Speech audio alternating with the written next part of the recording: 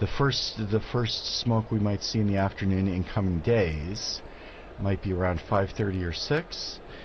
Later, if it does go to a second bout, we will see smoke of some sort, hopefully, around 7 or 7:30 is the expectation. But as we talked about, there was... I'm getting news about that. Apparently the last time there was not a boat, so there was no smoke during the session, was in 1941. But they're also pointing out... There wouldn't have been, right? Because there wasn't a conclave that year. Ooh, wow. So that was to be expected. So that was not a good information I get here. Because they also point out there were far fewer cardinals in that conclave, but as you say, no conclave in 1941. Maybe they meant 1939. We'll have to check that, check on that again. And still nothing. It still looks quite light out there. And of course the cameras are pointing out towards the west, so the last shreds of daylight will be seen from the perspective that we're looking at the chimney. Whereas if you, for those in the square, if they turn around and look out, they'll see that the light is dying out. We can see out the window here, sky's growing pretty dark in the other direction, and we might have a situation where it does become difficult to see the smoke or tell what color it is. In which case we would be waiting for the bells again, as we were mentioning earlier, if it's a successful vote. Otherwise people will be craning their necks to see what they can see from the square. But meanwhile, it might be a good opportunity to talk about one of the unique features of this conclave. For, as we've mentioned earlier, there are 133 cardinals who entered into the conclave. That's the largest number of cardinals ever. And there was actually a little bit of a discrepancy in the law and the procedures governing the conclave, because Paul VI in 1975 had introduced that the maximum number of cardinal electors would not be more than 120. Don, maybe you could tell us a little bit about the history of the numbers of electors, maybe even going back a little further. The question of the maiden elector was a very contentious issue, and when popes would make new cardinals to influence perhaps the conclaves, this was a big point of contention with the college at times. Yes, absolutely. So the origins of as you know, there are 3 levels of cardinals. There's cardinal bishops, there's cardinal priests, and cardinal deacons.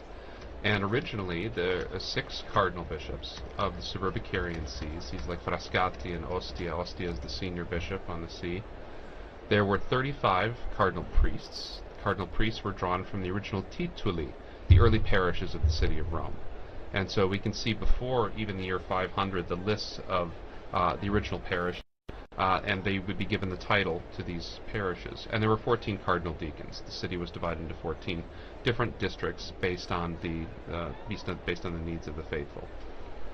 And so as time went on, this number was fixed at 70. But during the early modern period, the church had grown so much and worldwide that 70 wasn't enough to give a decent representation for the church anymore. And so during the after Vatican II, the number was increased to 120. And this allowed for a much wider representation of cardinals from throughout the world. And the discrepancy came because popes wanted to make more appointments, because you have cardinals aging out all the time. They're always, every month or two you have another cardinal that doesn't get to vote anymore. And it's not just Francis that exceeded the number. Benedict and John Paul also exceeded the number. They just did not have a conclave during the period when the number was exceeded. And so clearly it's the manifest will of the supreme legislator, the 3 last popes, that if there were to be a conclave, it would be that all the eligible electors. So the cardinals a couple days ago made a decision saying that this was the manifest will of the elector. All cardinals under 80 who are in Rome and can participate can vote. Joining us now in studio, we have Joseph Tulloch, our very own Joseph Tulloch from the English section. We were mentioning the Mass. Joseph was actually one of the readers at that Mass. As he read, the other day at the after the funeral mass in suffrage That's for right, yeah. Pope Francis. Joe, you were standing out there in that square filled with tens of thousands of people. First of all, would you like to tell us what that felt like and how you lived this experience? Yeah, sure. Hi everyone, I'm Joe. I'm part of the English team here at Vatican News. And what Linda's talking about there is, so I was reading this morning, but before that I had the chance to read at the second, what they call Novem Diales Mass, so the second Mass basically in memory of Pope Francis. It was really nice. It was a really great opportunity to say goodbye to the Pope. That was right after the death, and we were still really missing him. So that was a really great opportunity. There's about 200,000 people showed up for that Mass. I think some of them had been planning to come. There was supposed to be the canonization of Carlo Acutis on that day, and so there was lots of young people who were already going to be in Rome. But what was nice was they were clearly happy to be there for the Mass that they had to go to instead, which was the second memorial Mass for the Pope. There's lots of cheering. They really, there was really. Sorry, I thought I saw a flash of smoke there, but it was just a seagull's wing, I think. Right. Very disappointing.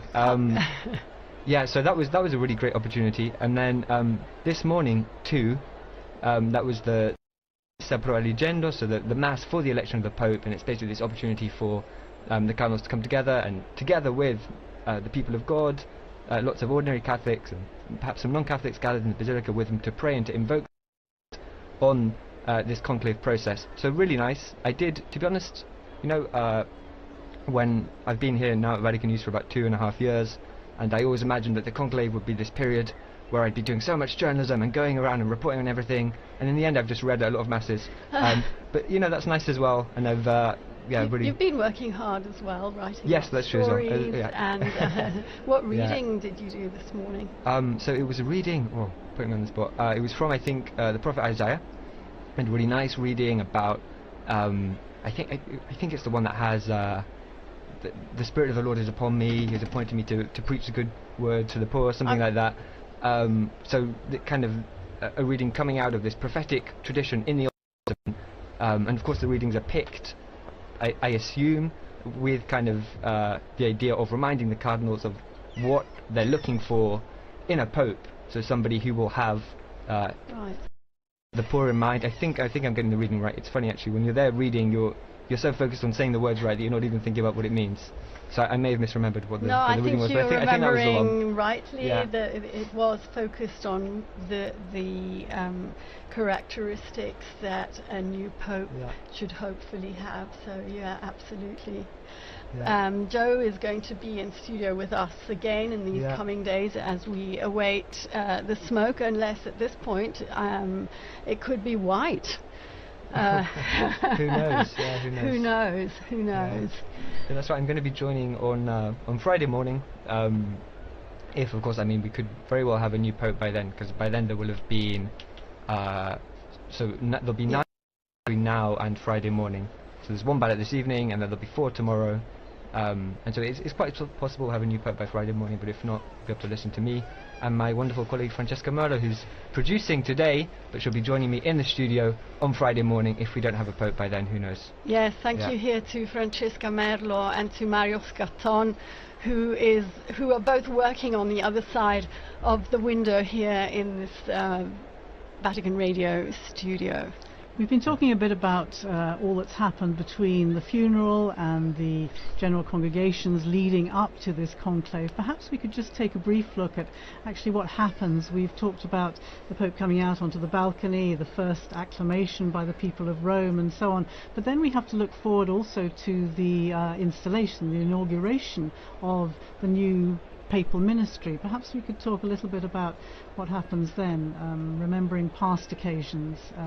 It's usually about a week, isn't it, between the announcement, between the successful outcome of the conclave. Well, first of all, all the delegations that are going to be here in Rome for that ceremony have to get here, so it can't be immediately afterwards. There are some technical times that have to be respected, so even should the Pope be elected on Friday, it couldn't be on Sunday. It would just be too early, although on Sunday he could probably do his first Angelus address. Yes, absolutely. And we have to remember that if he's a bishop already, and all the cardinals in there, and most of the cardinals are bishops, that he becomes pope the moment he accepts. When the cardinal asks him, "Do you accept the canonical election as Roman pontiff?" and he says, "Yes, he's the pope." And so the installation mass is it's not a formality. It's a very important moment that he inaugurates his Petrine ministry. But he becomes pope with full authority at that moment. And then the inauguration, I remember being at the inauguration in 2013 and being up on the colonnade. That was a great privilege. I love doing that. You see, because then you allow, just for the funeral too, like when they have the delay, you want the dignitaries to be able to come, and they will come. I mean, as we've seen it, I mean, the world pays attention to what happens in the city, and that's critical. But there's a whole set of ceremonies that go along with the new pope, right? That culminate really after the installation mass with the actual possessio, the taking possession of his cathedral at St. John Lateran, which I was also present for when Pope Francis took charge of his cathedral. And so this is a wonderful series of events that makes fuller the meaning of what's happening in the Sistine Chapel right now. Pope Francis particularly wanted his inauguration, if I remember correctly, to be on the feast day of St.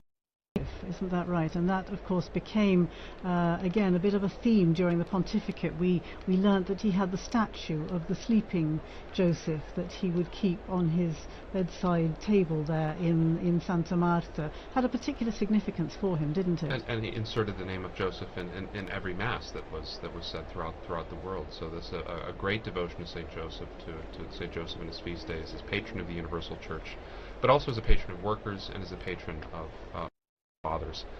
It was very important to him, for sure.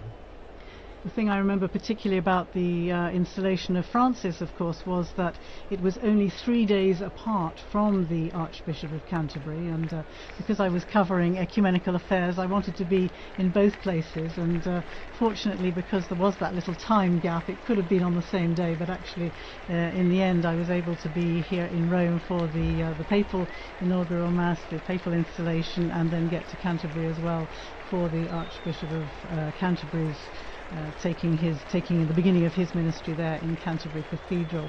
And there was a nice when Francis died, there was a nice little tribute from Justin Welby, no longer of course the Archbishop of Canterbury, but there was a nice tribute in which he talks about his first meeting with Pope Francis, and he was ushered into these extraordinarily elaborate and baroque surroundings in the Apostolic Palace, and feeling a little bit intimidated anyway, and he sits down, and the Pope begins by saying, "I'm senior to you, as you know," and of course his kind of heart sunk, and he thought, well, this kind of wasn't the tone I was expecting, and then the Pope looks up and jokes and goes, "By 3 days only," and that was kind of the tone that the jokes continued, and it was the beginning of a very strong relationship in which they kind of lived out this ministry of walking and working together, which became the leitmotif of the sort of Anglican Catholic dialogue through this past 12 years.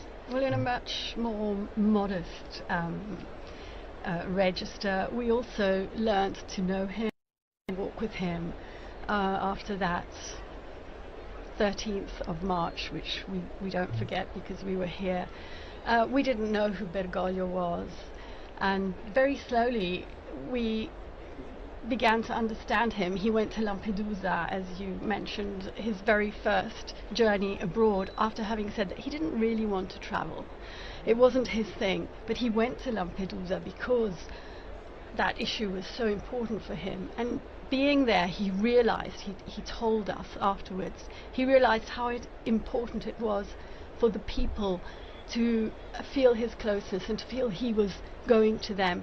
And he ended up undertaking 48 apostolic journeys abroad, as well as many others within Italy.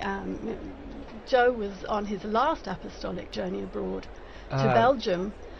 Yeah, penultimate, because the last one was to Corsica, exactly. But you went to Belgium. That's right. Yeah. So there was a very quick one to Corsica where he came back, and I think within the day, exactly. But before that, the longest kind of traditional papal journey, the last traditional papal journey was the one he did to Luxembourg and Belgium.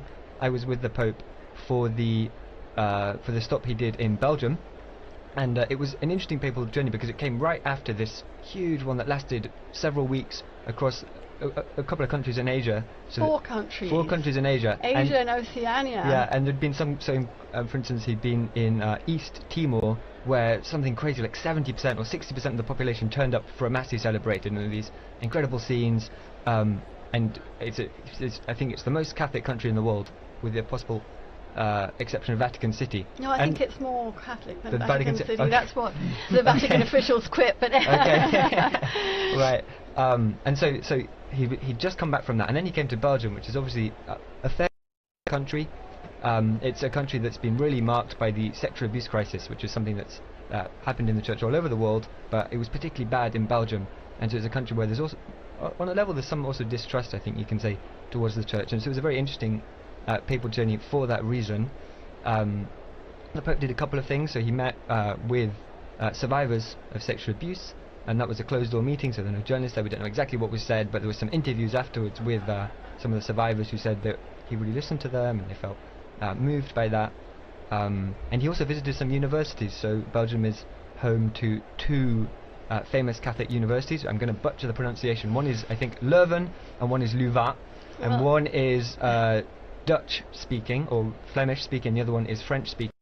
2 very historic, very prestigious Catholic universities, and the Pope visited both of them.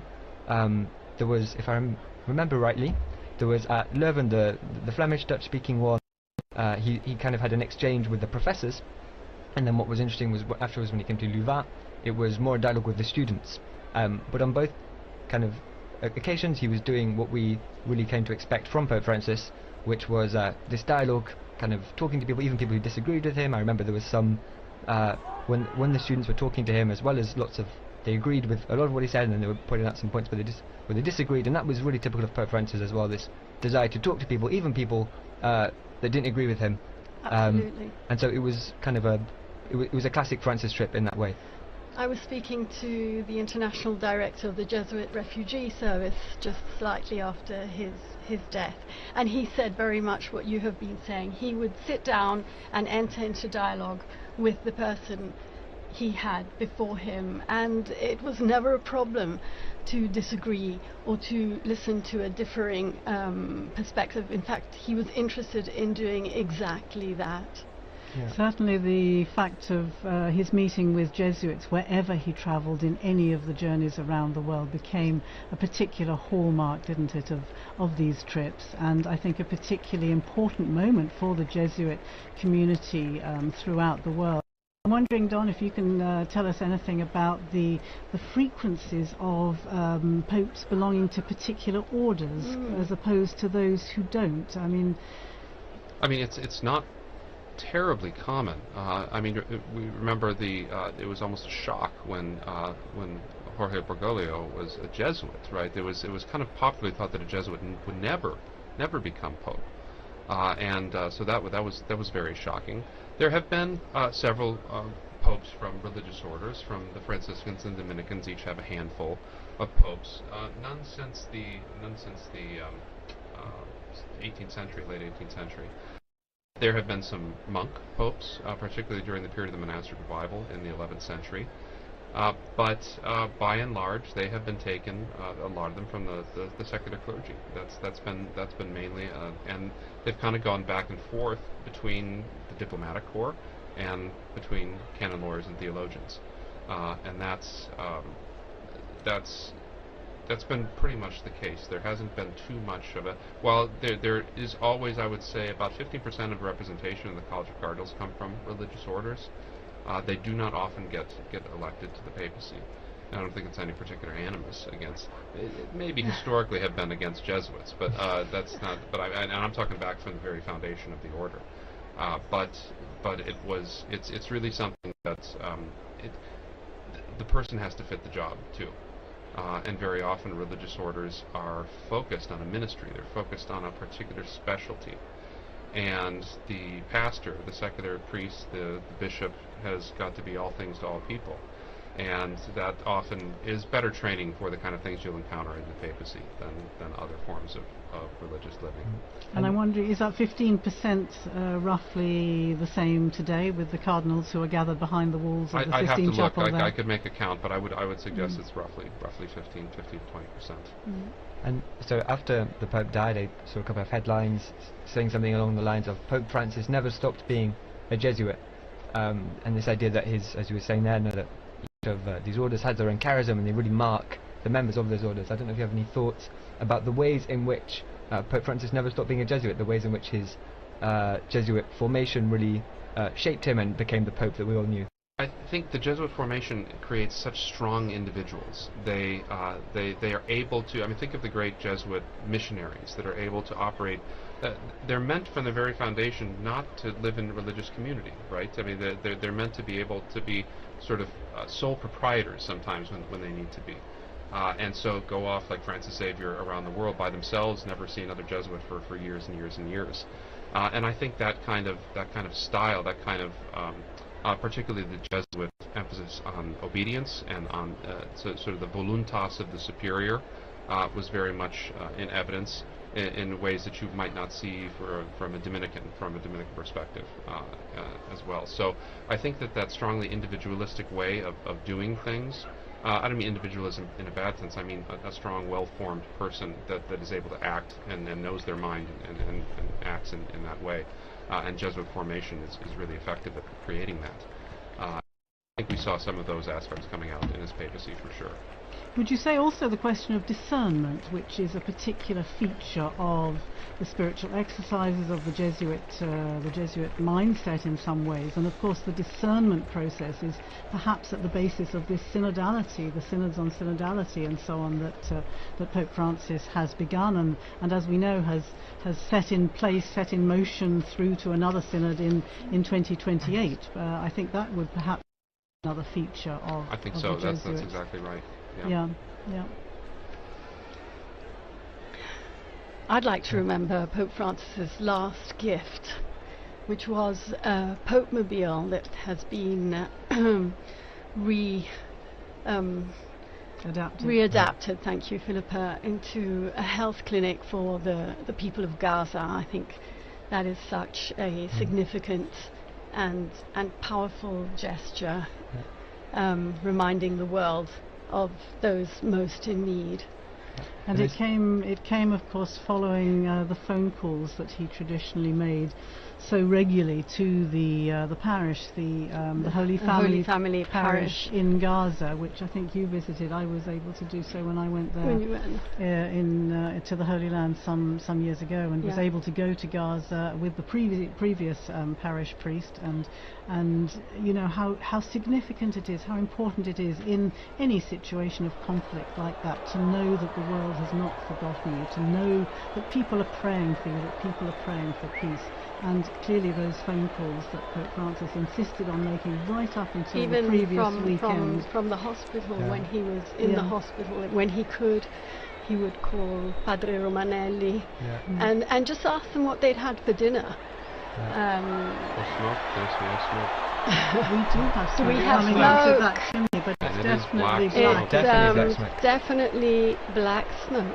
black smoke. Yeah. It's 21 hours. It's 9 o'clock in the evening here in Rome. And that is, They took their time with They it. took their time. They had a good think. They listened to a meditation by the papal preacher, which probably took time as well. Definitely black smoke there, I would say.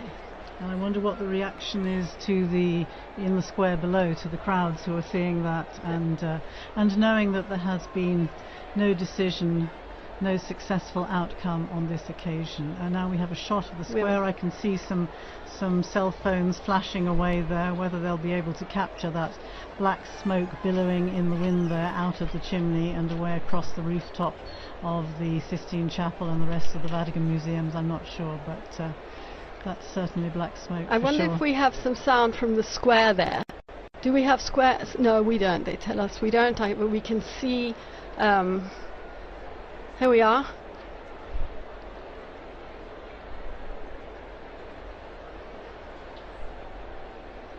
Well, the noise they've of made the sure crowd. of it at least. That's good.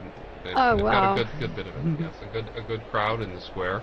And you can see, of course, those giant screens set up so Right. that even if you can't actually see from where you're standing, Which it looks Yeah. difficult to Which see from it now. does. but Does. yeah. And in fact, I remember that from past And as you were years. saying, it's At dark. nighttime, yes, Mhm. Yes. it becomes difficult. Okay. Okay. Well, that is again. I never fail to be moved by the sight of our most beautiful, beautiful city, the Bernini Colonnade, St. Peter's illuminated, that night sky. It could have rained today, but it didn't. It's also It a looks like we blessing may for have many. good weather for the rest of the week. So There you are. And you can see if you're watching on the television screen, it is now completely dark in Rome. The lights are on, the new illumination of the dome of St. Peter's.